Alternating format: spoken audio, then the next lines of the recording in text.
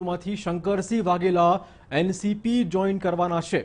29મી જાન્યુઆરીએ Shankarsinh Vaghela NCP join કરશે। અમદાવાદમાં જ એનસીપીનું એક સંમેલન યોજાવાનું છે અને આ સંમેલન દરમિયાન શરદ પવારની હાજરી વચ્ચે શંકરસિંહ વાઘેલા એનસીપી જોઈન કરશે। ઘણા વખતથી કયા પક્ષમાં શંકરસિંહ બાપુ જોડાશે તેની ચર્ચાઓ ચાલતી હતી, પરંતુ છેવટે સમાચાર આવ્યા છે કે શંકરસિંહ વાઘેલા એનસીપી જોઈન કરવાના છે। આ મુદ્દે વધુ વાત કરવા જોડાશે અમારા સંવાદદાતા અનિલ પટેલ। અનિલ, ખાસ તો લોકસભા ઇલેક્શન પહેલા ક્યાંક ને ક્યાંક બેસવા માટે ડાળ શોધવાની હતી અને હવે એનસીપીની ડાળ મળી ગઈ છે શંકરસિંહ વાઘેલાને। ચિરાગ, જે રીતે અટકળો ચાલતી હતી, આમ તો છેલ્લા લગભગ 1.5 મહિનાથી શંકરસિંહ વાઘેલા જે છે દિલ્હી પણ જઈ આવ્યા હતા। શરદ પવારથી માંડીને મુંબઈ એમનો પ્રવાસ હતો એ વધુ હતો। પ્રફુલ્લ પટેલ સાથે સતત ચર્ચા થતી હતી, પણ મામલો ત્યાં અટવાયો હતો કે ઓફિસે અને જે તેમને કે કાર્યકર્તાઓની જે પસંદગી છે તેને લઈને કે કયા પ્રકારની આખી બોડી હશે, એમને જ્યારે એશ્યોરન્સ આપવામાં આવ્યું કે તેમના પ્રમાણે ઓફિસ અને જે સ્થાનિક માળખું બનાવવા માટે તેમની જવાબદારી જ્યારે સોંપવામાં આવશે ને સમગ્ર કન્ફર્મેશન બાદ તેમણે હામી ભરી છે અને હવે 29મી તારીખે પહેલાં હોટલ તાજ ઉમેદમાં જોઈન્ટ પ્રેસ કોન્ફરન્સ થશે, જેમાં શંકરસિંહ વાઘેલા પોતાના સમર્થકો સાથે ત્યાં ઉપસ્થિત રહેશે। સંભાવના છે કે તેમના પુત્ર જે છે મહેન્દ્રસિંહ વાઘેલા તે પણ ઉપસ્થિત રહે અને ત્યાં પ્રફુલ્લ પટેલ અને શરદ પવાર છે તે પણ ઉપસ્થિત રહેશે। જોઈન્ટ પ્રેસ કોન્ફરન્સમાં તેઓ સીધી રીતે પોતાની જોડાવાની ઘોષણા કરશે ને એના પછી જે સરદાર પટેલ મેમોરિયલ ટ્રસ્ટનું ત્યાં હોલ છે ત્યાં એક કાર્યકર્તા સંમેલન પણ થશે ને ત્યાં વિધિવત જોડાઈને તે એક શું કરવા માંગે છે તેની જાહેરાત કરશે।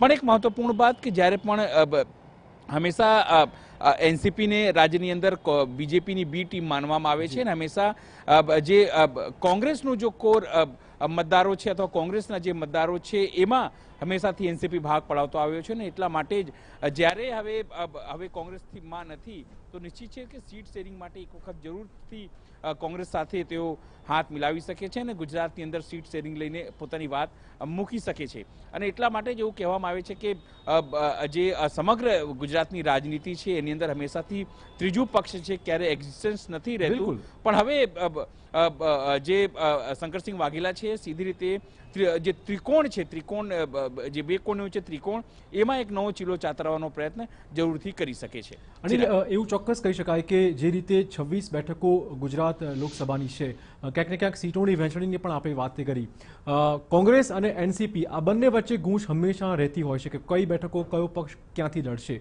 લાગે છે કે શંકરસિંહ વાઘેલાની એન્ટ્રી પછી એ વિખવાદ વધુ જોર પકડશે કે પછી શાંત પડી છે? તમને કહી દઉં કે થોડા મહિના પહેલા જ જ્યારે કેટલાક કોંગ્રેસના જૂના સમર્થકો જે શંકરસિંહ વાઘેલાના પણ સમર્થકો માનવામાં આવે છે, એ લોકો એનસીપીમાં વિધિવત રીતે જોડાયા હતા।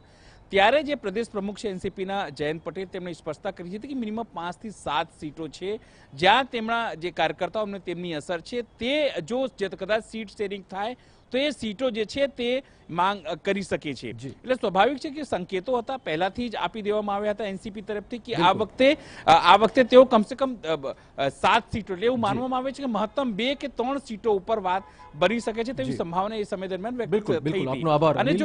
તો આપને ફરી કહી દઈએ કે એનસીપીમાં શંકરસિંહ વાઘેલા જોડાઈ રહ્યા છે અને હવે સીટોની જે વહેંચણી છે તે મુદ્દે પણ આગામી દિવસોમાં ચોક્કસ ચર્ચાઓ ચાલશે।